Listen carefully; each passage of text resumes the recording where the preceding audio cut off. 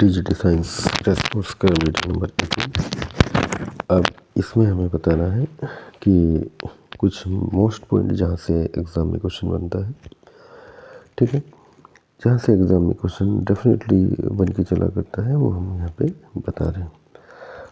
जैसे कि पहला क्वेश्चन है, निम्नतम अवस्था किसे कहते हैं? इलेक्ट्रॉन की श्रेणियों में पाई जाने वाली निम्नतम अवस्था क्या होती है? परमाणु या आयन की न्यूनतम ऊर्जा अवस्था को निम्नतम अवस्था कहते हैं। परमाणु या आयन की न्यूनतम ऊर्जा अवस्था को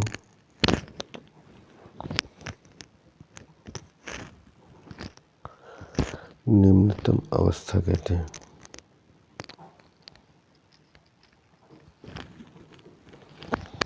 हाइड्रोजन के लिए निम्नतम अवस्था में n बराबर 1 होता है। हाइड्रोजन के लिए निम्नतम अवस्था में n बराबर 1 होता है। दूसरा पॉइंट आता है उत्तेजित अवस्था। उत्तेजित अवस्था क्या होती है? निम्नतम अवस्था से ऊपर स्थित उच्च ऊर्जा अवस्था को उत्तेजित अवस्था कहते हैं। निम्नतम अवस्था से ऊपर स्थित उच्च ऊर्जा अवस्था को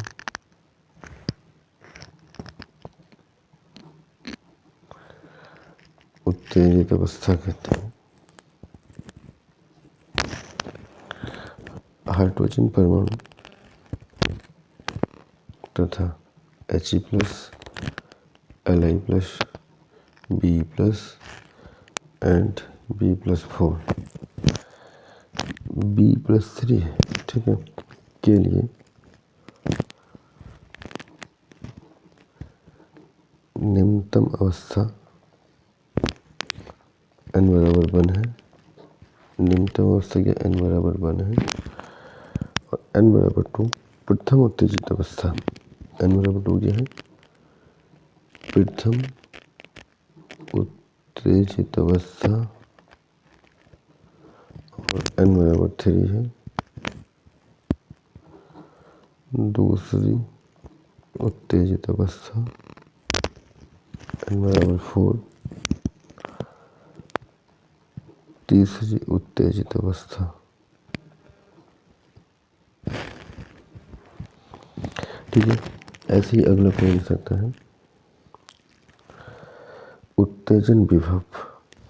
उत्तेजन विभव किसे कहते हैं?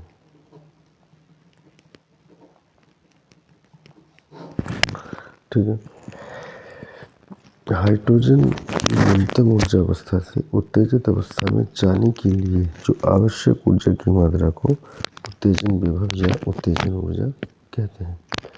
हाइड्रोजन परमाणु तथा एक इलेक्ट्रॉन आयन के लिए हाइड्रोजन परमाणु या तथा कहेंगे एक इलेक्ट्रॉन, जिसमें एक इलेक्ट्रॉन पाया जाता है, एक इलेक्ट्रॉन आयनों के लिए प्रथम उत्तेजन विभव या प्रथम उत्तेजन ऊर्जा यह होता है E2 - E1। एग्जाम में आ चुका है प्रथम उत्तेजन विभव डेल्टा E का मान क्या होगा? E2 - E1 या, ठीक है ना। आगे आता है द्वितीय उत्तेजन विभव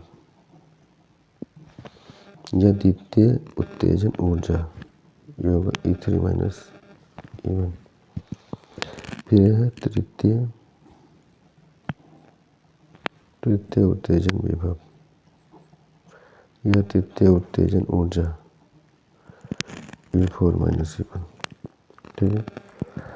आगे होती है आयनन E1, E2, E3। E1 को क्या कहते हैं? निम्नतम।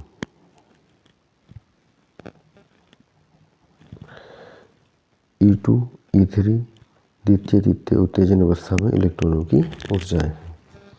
ये E1 है, न्यूनतम हो जाएगी, E2 प्रथम, E3 द्वितीय और E4 तृतीय। ये उत्तेजन अवस्था में इलेक्ट्रॉनों की ऊर्जाएं हैं।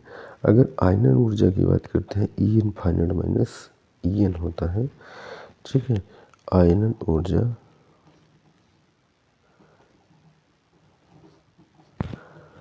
E इनफाइनाइट माइनस En, यानी कि डेल्टा E बराबर माइनस का En, चूँकि E इनफाइनाइट बराबर होती है 0। E इनफाइनाइट का मान क्या होता है? 0 होता है, ठीक है। तो ये पॉइंट कई बार क्वेश्चन आ चुका है कि यहाँ से उत्तेजन अवस्था क्या होती है, उत्तेजन ऊर्जा क्या होती है, न्यूनतम ऊर्जा क्या होती है। तो ये बारे में आप जान चुके हैं। स्पीसीज के बारे में आप जानते हैं। स्पीसीज क्या होता है, ये मैंने बताया है अभी भी, है जिसमें एक इलेक्ट्रॉन पाया जाता है। ये क्वेश्चन कई बार आ चुका है, एक इलेक्ट्रॉन किस में पाया जाता है, ठीक है, किन में पाया जाता है, स्पीसीज में पाया जाता है।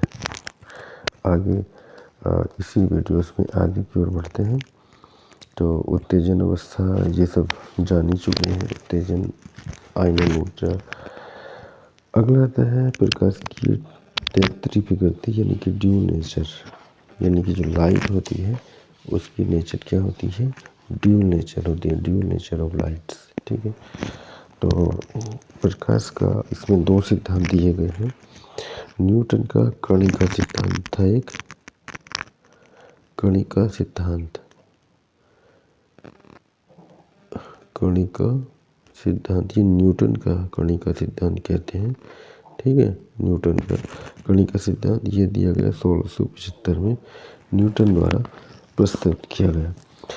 इस सिद्धांत के अनुसार न्यूटन ने प्रकाश स्रोत सूक्ष्म एवं भारहीन कणिकाओं से मिलकर बना होता है, यानी कि इसमें सूक्ष्म कणिकाएं होती हैं और भारहीन कणिकाएं होती हैं। कणिकाएं प्रकाश के वेग से चलती हैं। कृष्णिका विकिरण, प्रकाश, विद्युत प्रभाव आदि घटनाएं प्रकाश की द्वारा समझाई जा सकती हैं, प्रकाश की प्रकृति को समझा सकते हैं। इसके कणिका सिद्धांत के बाद आया था कौन सा, तरंग सिद्धांत, ठीक है ना। तरंग सिद्धांत, तरंग सिद्धांत आया था 1678 में, ये दिया था हाइजेन ने, हाइजेन का तरंग सिद्धांत, ये फिजिक्स में भी आता है। हाइजेन के तरंग सिद्धांत के अकॉर्डिंग प्रस्तुत किया गया कि प्रकाश की जो तरंगें होती हैं, प्रकाश तरंगों के रूप में प्रसारित होता है, ठीक है। तरंगों में आवृत्ति, तरंग दैर्ध्य में भिन्नता पाई जाती है। इससे व्यतिकरण तथा विवर्तन की व्याख्या की जा सकती है।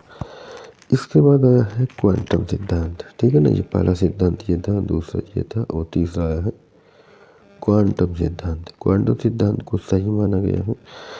पहले में कहा गया था कि कणों के रूप में चलता है, तरंग के रूप, तो तरंग सिद्धांत में तरंग के रूप में गति करता है प्रकाश। तीसरा आया क्वांटम सिद्धांत।